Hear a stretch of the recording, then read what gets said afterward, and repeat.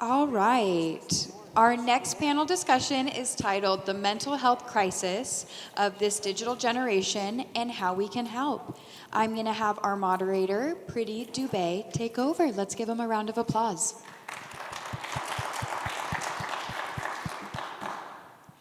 Thank you, everyone. A very good afternoon to all of you. How are we today? Second day of the conference in Vegas. Is it exciting? Amazing. I love the energy. Absolutely. Now, before I begin with the panel, I want to ask you one question. How many of you have social media accounts? Yeah? How many social media accounts do you have? 2? More than 2? Too many.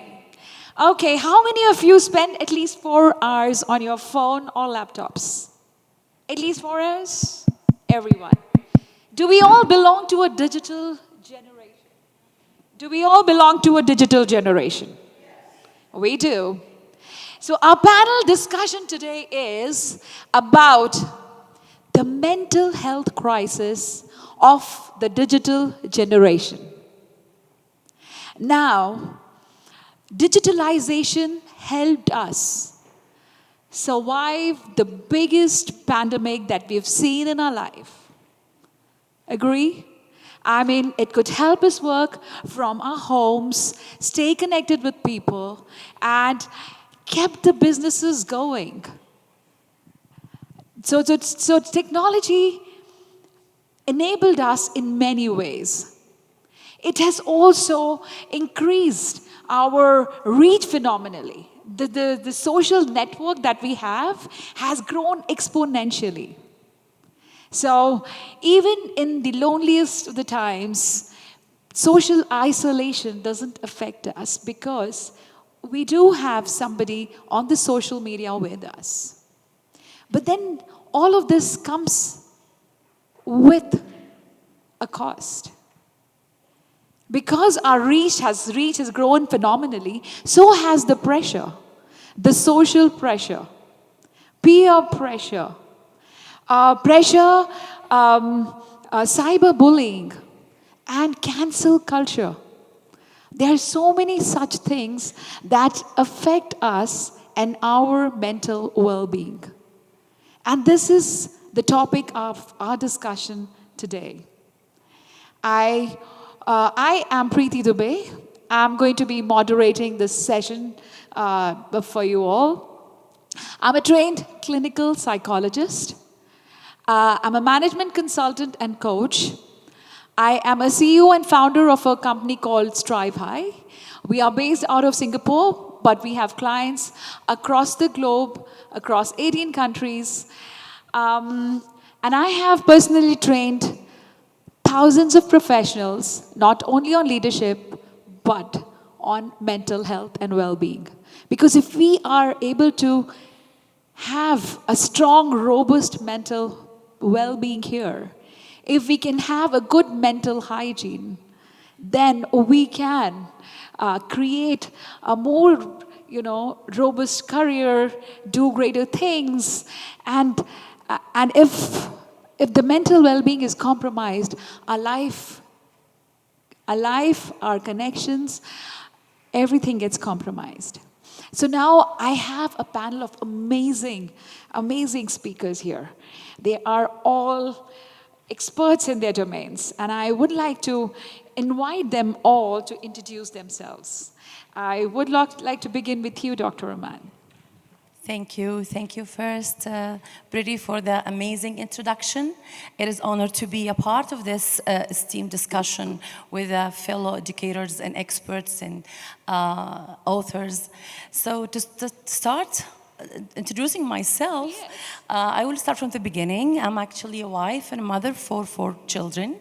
I came to Canada with my Bachelor of Education, but I couldn't teach because I don't have the license, the Canadian license and the North American license to be able to be in school. So I have to start again from scratch. And I came actually with almost, say, 0 English. So it was not easy to start again from the beginning. So it was a challenging journey. But I got my bachelor degree first in family social relations and child development. Then I shifted to education, Bachelor of Education. I worked for several years as a homeroom teacher in elementary because my major is primary, junior. I was a homeroom teacher for several years, and then I shifted to Master of Education. It was about educational leadership and instructional curriculum instructions. Then I worked as a senior leader in a charter school. That time was where the pandemic started, and we have to implement the strategies and the digital learning plans, and to implement all the safety plans to create a safety environment for our students to start this new journey. Then I shifted to I was a principal for Montessori principal school with PYP philosophy. At that time, I finished my doctoral in professional capital, or capital professional. How can we use it in a positive way, and the impact of it on the strategic management of school, especially private schools. And then I had my first book in Capital Professional and the effect of it on strategic management. Then I came back to Canada to start again my science fair coordinator. I am a science fair coordinator preparing our students for science fair projects, hands-on inquiry-based learning, how to talk about their purpose, their hypothesis, their experiments. To be honest, no matter how I work as a leader, I'm a passionate teacher. Awesome. I love working with kids. Amazing. And then being a part of the Science Fair Committee, University of Windsor, that is open a door to again go back to put our kids hands-on on other than being digital. That's learner. Amazing. Big round of applause, ladies and gentlemen. Thank you. Thank you. Yourself, Dr. Kristen. Well, thank you so much. My name's Dr. Kristen Miller, and I am absolutely honored and humbled to be amongst all of these amazing educators, and even more importantly, the amazing individuals that are up here with me on this stage. I actually graduated from college in 2003. I had a double major of economics and civil engineering. I started out in the professional world as an engineer, did that for 3 years, and realized very quickly it was not a right fit for me. So I went back to school, got my teaching credential, and taught predominantly high school math for many years. Also taught AVID and career technical education amongst a variety of different schools, variety of demographics. Fell in love with the profession, took on increasing levels of leadership, and was introduced to restorative practices in 2017. Fell in love with it and decided to start my organization in 2018. It's called With Heart Project. And now I am very humbled to be able to do the work that I do. I travel around and train schools and school districts in social emotional learning, trauma-informed practices, restorative practices, and PBIS. I'm also an adjunct professor for 4 different universities, an author. I have 2 books, and a speaker. I did a TEDx talk a couple years ago. We'll touch on some of that in today's talk. And at my heart of hearts, I am a teacher and an administrator, and love working with kids, adolescents in particular, and educators all over the world. So thank you. That's amazing. Let's give her a big round of applause. Thank you, everyone.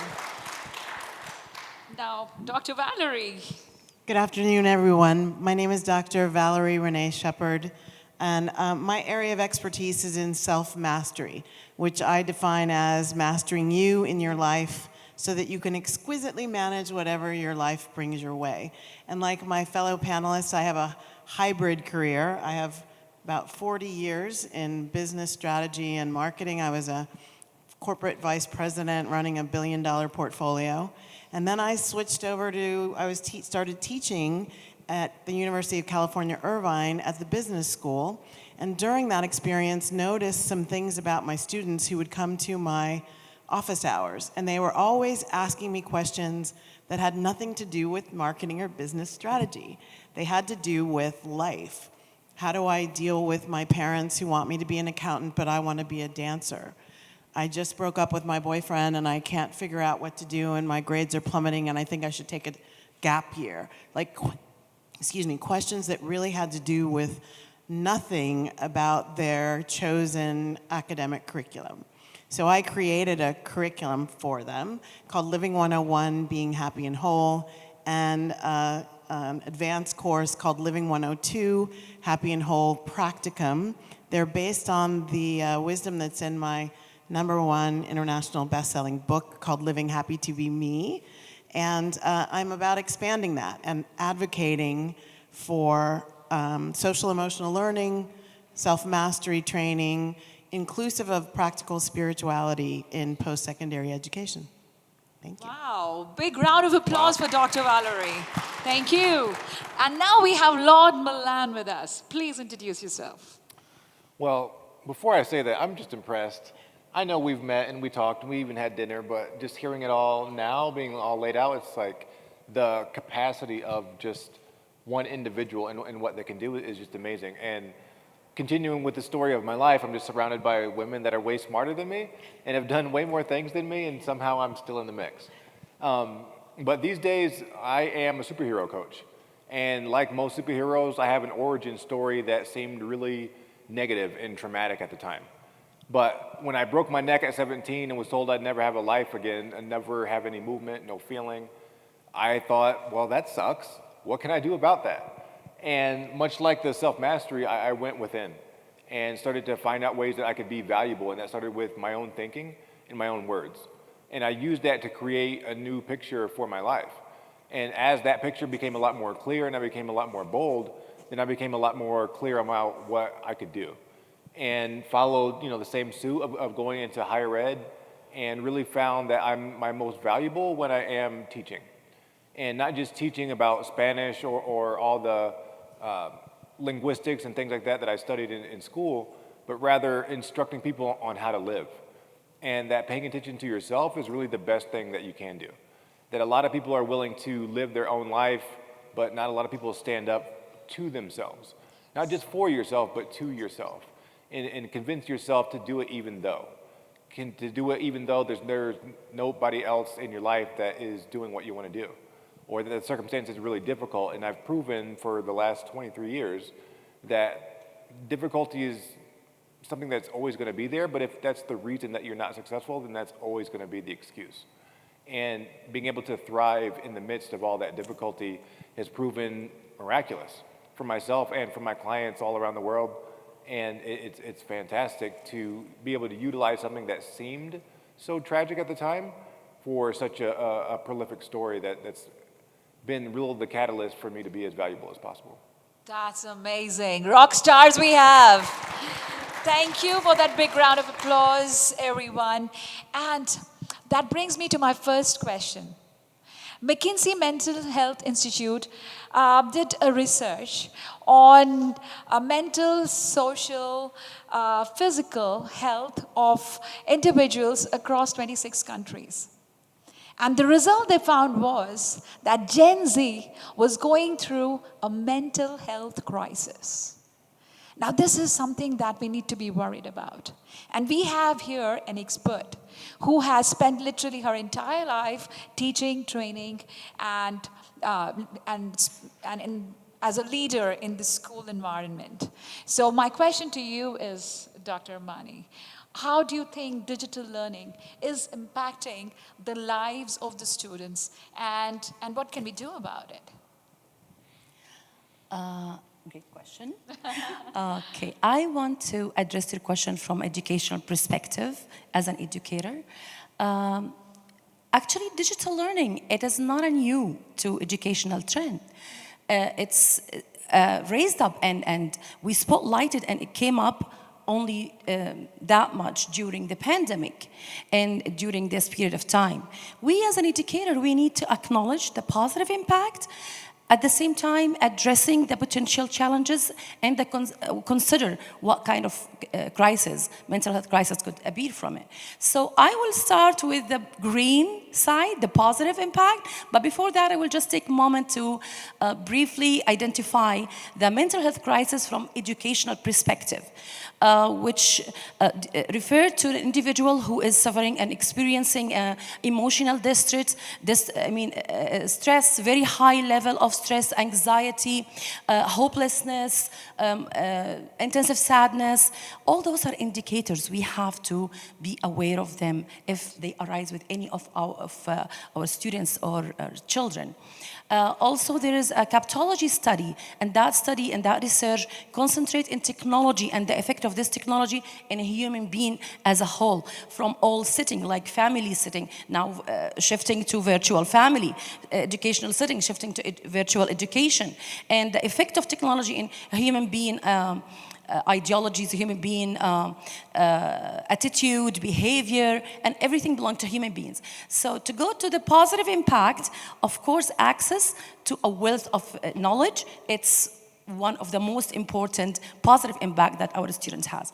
So they are access now to and vast of opportunities to be able to search for their resources, mental resources, and different kind of materials are between their hands. Also, another positive impact, which is independent learning. So it creates that sense of responsibility for our students. They are more self-directed now. They can go back and forth to find their information. We're talking about also flexibility on time, flexibility on schedule. They can be, our students can participate in any educational setting as far as they have internet connection. And they also can have a commitment toward their life activity at the same time toward their education. And they have ownership on their education now. So those positive impact affected more the older students. But what about the younger children? What about the younger generation? We can say that they are really, we cannot deny the positive also they gain from those positive impacts, but they are affected more with the negative impacts. The younger children, the research showed that 67% of them and more suffering from feeling isolation, decline in social, emotional, and psychological, physical development and growth. Most of them having, especially the students who doesn't have the self-direction or self-motivation, they are overwhelmed, poor academic performance. So those signs or those negative impact, we should be aware of them and look for a warning sign. Warning signs like having change attitude in a negative way, changing sleeping patterns, changing in, let's say, being more irritable, like increasing irritability. All those signs as an educator and caregivers, we have to be aware of them and take a quick action, take the appropriate action to protect our students. To mitigate those negative impact as an educator, we have to implement very important to implement instructional plans that put our mental health students' mental health in the first of the line. At the same time, we have to create the climate in the classroom. Interact with each other, interact with the teacher, creating that communication skills in the classroom. Very important to concentrate and again rebuilding the fine motors for our children. That's right. They are now mastering clicking, moving the screen. They were happy our kids are clicking and moving the touch screen. But what about the coordination between the cognitive development and those fine motors? What about the vocabulary? There's no rich language for, you don't have that enriched language. Telling story, life story, to teach them through telling stories, through the circle in the morning.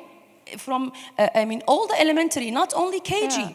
Preparing our teachers for the next revolution, next generation. Actually, Dr. Amani, you have really raised that point. You know, how do you address these problems from a student and an educator's perspective? And thank you for giving us this whole, scenario. Very. you. And you have actually led us to the second question, because the person sitting next to you is an expert in that domain, and where she comes from, she's worked a lot on the social, emotional aspect of the development, and she's studied, she's worked on it, and she's going to shed some more light on how technology has affected the social and emotional well-being of the students and the educators, and what can we do about it. Thank you. Yes. Welcome. Yes, big round of applause for Dr. Amani. All right. Love this group of people that I'm on stage with. Technology and mental health. If you were to do a Google search right now of technology and mental health, I'm not going to judge you if you want to do this right here, right now. You can take out your phone and look. You'll get, 1 million plus results in a matter of 3 seconds for how technology has impacted mental health. A few news headlines that have come out over the last few years in particular. Mental health and substance abuse. How does technology impact mental health? Technology and depression. Smartphones increase the risk of depression. Social media and depression. If you believe that technology in some way, shape, or form has had a negative impact on mental health, say yes. Love that. I mean, not love that that's the issue, but if we can identify the issue, we can then work towards a problem, or towards a solution. I've handed out these flyers. If you haven't gotten one, I'll make my way around to you in just a moment. But I've outlined 5 different ways that I have been able to identify technology has impacted mental health. Not just mental health, but society in general. So the first one is connectivity. Technology has done amazing things for us. We tend to focus on the negative because that's the way our brains are hardwired. The amygdala, that is what's kept us alive for all these years. But there has been a tremendous amount of positive things that have come about because of technology. For example, since I started my organization, I've been able to perform workshops and trainings and do keynote speeches in India, in Australia, all over the world from the comfort of my own home. We have the ability to connect with anybody that we want to, but even though it's a very widespread connection and very vast, it's also a very superficial connection. The second piece is creativity. As Dr. Amani was saying, particularly in schools, there's so much that we can do with technology and tap into that creativity, come up with solutions to things that we never would have thought of before. Think of where we are today. 100 years ago, we had no idea that we would be where we are today, but because of the creativity that we all have as human beings and the technology combining those two together, we are in an amazing space. The third one is curriculum. So back when I was taking my calculus, my engineering classes, I was sitting in a calculus class and was being told to visualize a triple integral of something, and it was some shape, and I asked the professor, what does that mean? Like, what does that look like? I don't get it. And so he tried to explain, well, think of like a funnel, a cone with flipped, like what?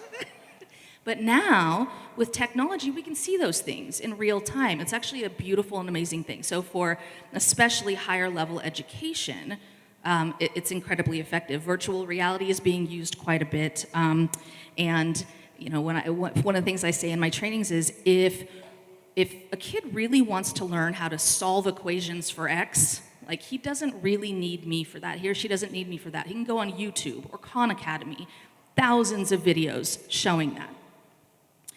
And that brings me to point number 4, which is connection. So we talked about widespread connectivity, but our ability to connect meaningfully and in a genuine capacity with one another has vastly decreased. In the work that I do, where I work directly with teachers, student teachers, teacher interns, I've had conversations with some of them that say like, I can't have a conversation with a student one-on-one and like look them in the eye. Like that's just not going to work.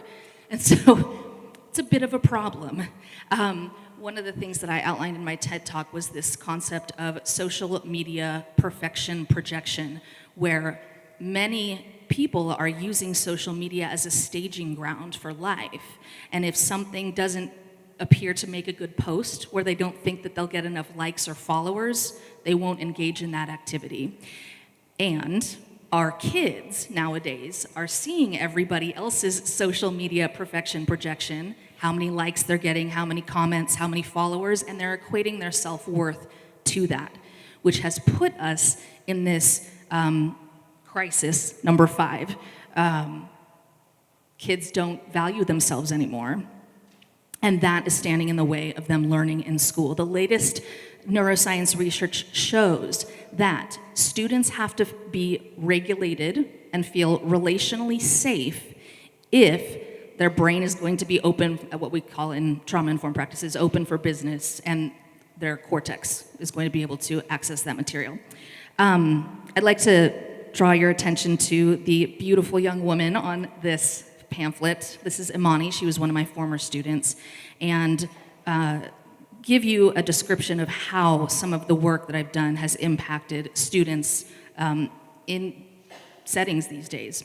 So Amani was one of my 7th grade math students. She came to me reading at a 2nd grade level and doing math at a 3rd grade level, and the odds were absolutely stacked against her. She's a beautiful African-American young woman, but we do still have to, unfortunately, worry about racism. And so that was something that was fueling a lot of angst in that classroom setting. Technology, Lord help me, that girl was addicted to her phone.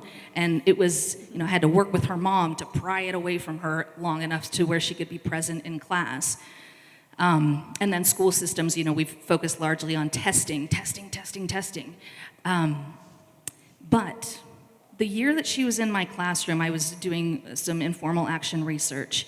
And even though the odds were stacked against her, you can see some data here, her GPA went up 26%, discipline infractions went down 86%, reading level went up 33%, and her math level went up 50%. That's a great testimony of your work. Oh, thank you. Amazing, Dr. Kristen Miller. Amazing, right? The kind of thing she developed, and she's also sharing the results. And I attribute that to human connection. Thank you. I think she's summarized it very well. The human connection. And actually, the areas that she identified, they are very, very critical, and they have identified from the effect of digitalization on people. And we have an expert here, Dr. Valerie. She has worked on self-mastery. And I would like to know from her that all these, imbalances or the problems or the challenges that people are suffering are facing because of the factors that the two ladies have very well mentioned. Is there a way that self-mastery can help us overcome those? Okay, thank you. Thank you very much. And across any generation, Dr. Valerie. And I do work. I have retreats where the youngest person is 15 and the eldest is 80. So it does work across generations. So a couple things that I would say. I'm going to start with a little story. So imagine the situational dynamics in this story are identical. So we've got 2 students.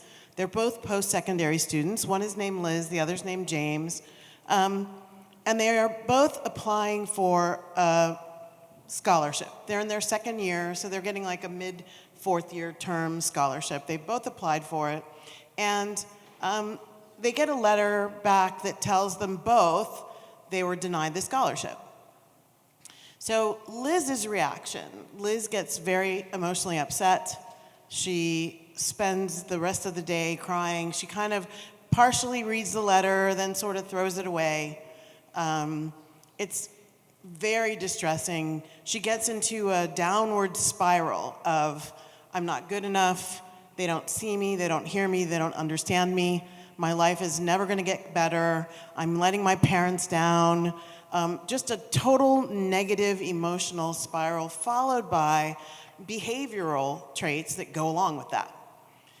James, on the other hand, reads the letter, reads it very carefully, like 2 or 3 times, he actually notices that there's a page in the letter that gives him feedback. Feedback on what went well, what he could do better the next time, etc. And so James starts thinking about, okay, what could I do differently? How could I present myself better going forward? James also pulls out his journal and starts writing down some things that come to his heart and mind about what he may have missed when he answered the questions. He starts doing a retrospective analysis of, was I my own best friend in this process, or was I an Achilles heel in this process? And so James actually does an activity that spirals him up. They've got the same no. They both got the same no. One of them, and I created this kind of case study off of students in my study, my dissertation research. They've created very different pathways from the exact same circumstance. Self-mastery is about rising above the circumstance. Circumstantial dynamics are just there. They're just the noise in life, and they're there. You can tell that they're there because you can have 10 people experience the exact same circumstance, and they all experience it differently. How many of you have seen something like that? Exactly. So self-mastery is about rising above. It's about creating an internal locus of controls. That's a psychological term. It's all about, how do I see my sovereignty, my strength, my benefits, what I bring to the table. And also, most importantly, not only do I see them, regardless of whether you see them and value them or not, I do. How do I leverage them? And also, how do I take personal responsibility for enhancing them? So when Liz was very upset and kind of collapsing, James was looking at, what could I do better next time? What didn't I do so well this time? James was looking at the report that gave him his feedback. So self-mastery is a tool that, when taught, gives students and adults access to things like personal responsibility, internal locus of control, emotional intelligence, compassionate communication, a number of dynamics that enhance not only connection and working in teams and working with others, but also personal leadership, so that a person gets to a place where they are an engaged and empowered leader of their life instead of a constant victim of the circumstances of their life. Wow. So I'm a big advocate for the dynamics of helping young people understand their sovereignty, and that's their ability to act on their own behalf regardless of the dynamics, the muck and yuck in their lives, and how that can create kind of juicy and deliciousness despite the muck and yuck. Isn't that great? Let's give her a big round of applause. And now she just mentioned about self-mastery, how it can affect people and how it can, shift responses from negative response to a positive response, and how it can make a drastic difference. And we have a live example sitting right in front of us. The kind of challenge that he faced, maybe somebody would not have been able to create such a massive success out of that as Lord Milan has done. And from your, you are a living example of, accomplishing the impossible. Can you share the secret with us? What propels your success? How did you make it happen? Well, much like Dr. Valerie was saying, it's kind of the question of, what about me? Where am I in this story? And a lot of times we can get caught up in moments, just like the example that she gave, and that moment can become a perpetual cycle. But when you step back and you're able to look at the story rather than just the moment, then you can really see how that plays out in the story of your life, essentially. And really, like, one of the things too that, we talk about the mental health crisis with technology, but I think it's really important to not look at technology as the villain. technology absolutely is not the villain. And the thing that makes us all better is looking at ourselves as the main character in whatever story that we're living. Because your story and my story are not the same, but we're all able to use technology in a different way, and it really comes down to that individual choice. And for me, the thing that made the biggest difference and continues to make the biggest difference, and the reason why I founded the Day One Mindset, is because what about today? If you treat today like it matters, then it will. If you treat today like the actions that you take matter, then they will. And a lot of times, I think we get caught up in like the big moments of life, you know, like graduation or getting married or buying a first house or car or secondary ed or starting your own business, these big moments. But what I found is that these big moments are a lot more doable and you're a lot happier when you take care of the details. What are the details of that business? What are the details of the things that you want to do? And I let people know that, you know, when you change the parameters of a story, then it really makes sense. Because if you don't think the details matter, then we all should be married to the same person. But that's not the case. Like, my wife is my wife, it's not somebody else's wife, because the details matter. And when you start looking at your own story as the details of your story, you absolutely have way more control than you think. And a lot of times with students and with education, they don't feel that they matter enough. Like, why do this? Okay, this mathematics matters, why? What is this gonna do for me? But if it's a part of the story that you're creating, then okay, then it does serve a purpose. You don't have to like every single thing, and like Dr. Valerie was saying, sometimes it's messy and dirty and annoying and like all these things that exist. However, those things are really built into life. So if you're waiting for things to be easy for them to be doable, then you're gonna be waiting forever.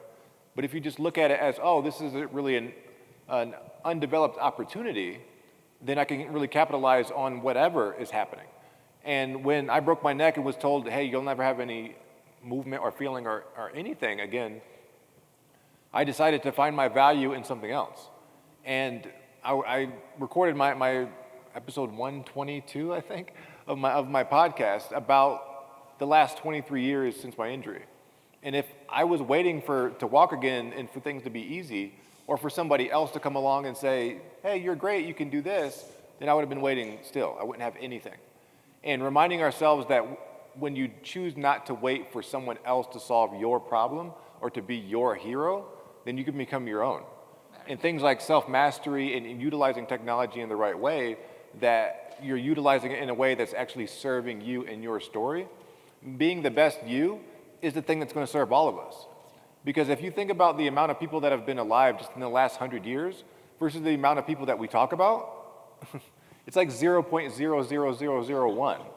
And why is that? It's because those people focused on the details. Those people looked at their life as a story that they chose to create a good one. That, you know, we talk about Einstein failing thousands of times. Apparently it didn't matter, because what matters is that he was doing something that was worthwhile. Or all the people there's a handful of people that are running the world, and that, you know, we can complain about that, or look at it as an example. Success leaves clues. Follow the success of focusing on yourself and your own story. And while that may seem selfish, it ends up giving you a life that's self-full. Because my story is extremely full. And I'm using what I learned in the studies, in the time, and like all of my colleagues, looking at the details of life and the success, the clues that success have left already to serve people on a massive scale. Because all I do is think big. And people are amazed about how many things that I can do, and I don't see it as amazing. I think it's something that we all have the choice to do. And when you find something that's bigger than yourself, that seems out of reach, then you end up stretching and becoming your own superhero to be that person that really catapults us all. Because it's when we pay attention to ourselves and those details that we all move forward. And I think that's the biggest thing that can serve all of us. Amazing, right? Awesome. Now we have such amazing panelists here, and I open the floor to all of you. Any questions that you may like to ask? Yes, go ahead. Introduce yourself first.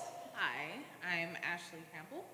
I have a question to the entire panel. So you all talked about, we've talked about MTSS, we've talked about positive behavior interventions, things of that nature for students.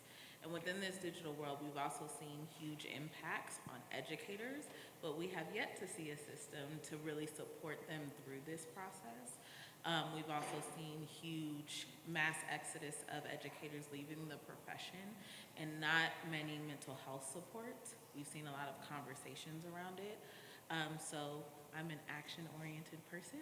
So what type of supports would you put in place to also empower educators in their mental health so that they can continue to support our students? I will just answer in one point, like a kind of support or a simple thing that we can add, which is a hotline always open for those educators. And we could say like virtual supporter and professional will be access to the educator at any time they need. This is like a simple thing that we can just add. I love that idea. That's an amazing idea. One of the things that I say is give teachers permission to take some things off of their plates. There's a growing body of research that shows that if we take time to build those relationships with students, rather than trying to cram in all of the last minute academics that we possibly can, that they'll go further anyway. And so take a load off and enjoy your students, enjoy the process, and that will do wonders. But then, you know, all the other things, make sure you take care of yourself, acknowledge your job is hard, have compassion. But I think it needs to also start at the top. We need to have different policies in place that start subtracting what's being put on teachers' plates. I think that's an amazing. Can I just take a few minutes? Okay, thank you. So I think it's a very, very interesting question because we're constantly talking about the problem. But the problem is not a solution. We really need to walk towards the solution. And I personally feel, because I am a corporate trainer, and I do train people in different fields, including the education industry. And one thing that we do is we focus on social, emotional development of the teachers first. Because a lot of times, the teachers are not trained in that space. And if they're not trained in that space, they end up, with limited resources about how to manage their own emotional reactions and responses. And how they behave with the children affects their likes or dislikes towards that subject. Or, the preferences that they would have in the future. So it's very, very important that the training and the social emotional support is available for the teachers themselves because they do have that need. And then, of course, for the children. And I think that open line, maybe on phone or internet, that's a great idea. Dr. Valerie, your take, please. I was just going to say that a lot of times we start focusing on the problem as a big ball of problem as opposed to individualizing what's going on. So individual faculty members have to analyze what is it for them that isn't working? What is it that they don't like? I mean, I was really surprised at the number of post-secondary faculty members that had a big problem with remote learning. And probably it wasn't a problem for me because I have got this corporate background. We did remote stuff all the time, so I had no transition trouble. But individually, we've got to figure out what it is for me and not rely on policymakers and mass dictates for all faculty and decide, how am I going to make this better for me? It's that healthy, responsible selfishness that Lord was talking about. That's great. Absolutely. The onus is on us, but we also need to create a conducive environment so that everybody is supported and the skills are nurtured. Any other question, anyone? Anybody else? Oh yes, go ahead. Please grab the mic. No, you are supposed to mic. Can I talk right here? Yeah, sure. Okay, my name is Milan. So I've had a unique experience in integrating the hybrid world for young learners. And so some of the barriers I've had is like to drop off kids because the families aren't able to engage, especially in urban environments where we don't have access to technology. So how are we advocating at the state level, the county level,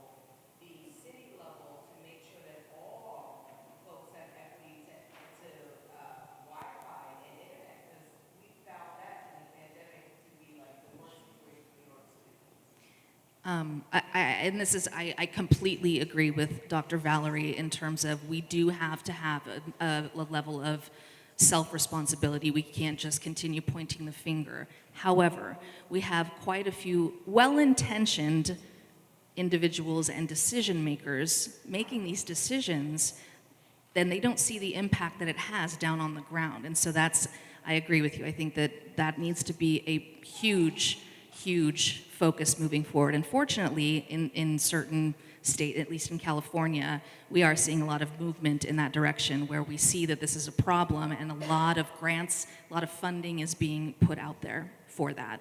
So I'm doing everything I can on the back end because this is a huge passion of mine, and I'm right there with you. I want to see some change, an actual change that trickles down to students. I'd like to share an experience here. We had the same issue in the United Arab Emirates at that time with the pandemic. So what the Ministry of Education did, they asked the families to fill an application, and they filled the situation. And regarding to every individual different situations, we used to submit a chip for the students called a Wi-Fi educational chip. It's just for them to be access to the school, and for a certain gigabyte or something like that. So it support them only for education, according to the applications. I think that the Ministry of Education jumped in and support those students at that time. And that was in what location? That was in United Arab Emirates in Abu Dhabi. Yeah. All right, that's amazing. I think we are towards the end of the panel discussion. Would you all like to share one line, quick takeaway for everyone? Because we just have a minute left. So quick one, putting no pressure. I will ask a question, make the conclusion with a quick question. Do you think digital learning will be the next big thing coming? Yeah, absolutely. If you believe in this, just raise your hand up. Yep. Okay. Now, digital learning, it's the now big thing. Now, stay tuned for the big things coming. It's not the next, it's now. And we have to be ready for the coming. We have to be on track. We have to be upgraded and upgrade ourselves to be able to communicate with our children and our students. So we have to be ready for the next step. Amazing. Dr. Kristen. Yes, we are in a mental health crisis, but we can do this. We got this. There are so many ways to tackle this issue. Please reach out to me if you would like to do some partnering, but ultimately it starts with making sure educators are equipped with the tools that they need to be successful in working with students, and then on the back end, making sure we have policies in place to support educators with that effort. Part of what alleviates mental health is knowing yourself well enough to know when you start sliding down the downward spiral. Like what is underneath your fear at the deep level, and your anxiety at a deep level, and your stress response at a deep level. And so the quote that I want to leave you with is by a person who lived from 4 BC to 65 AD. He was a Roman dramatist named Seneca, and his quote is, "As long as you live, keep learning how to live." Nice. Well, I'll leave you with this. I heard a great quote by Lord Milan that says, pay attention to yourself and you'll always win. And when you pay attention to yourself, you end up giving yourself a lot more options and a lot more parameters rather than waiting for somebody else to fill them in for you. Well, that's amazing. And so situations will always change, and things may not always be in our favor. But it is what we have within our power is to choose what we want. We should not just give away that power and feel that somebody is going to make a choice, or we have to depend on the choices made by others. We need to identify our own core strength, stand up to that, and then make the decision. The same situation, if we look at it as a threat, would give us distress. But the same situation, if we look at it positively as a challenge. It will give us the enthusiasm and the required energy to get up, stand up, and fight and make it happen. So technology will continue to grow, but it is upon us how we make it well for us and for others, stand for each other, our children, our family, our community. Thank you very much. I am sure we will all contribute towards creating a better, a mentally healthy, robust world for all. Thank you. Thank you. Good job, everybody.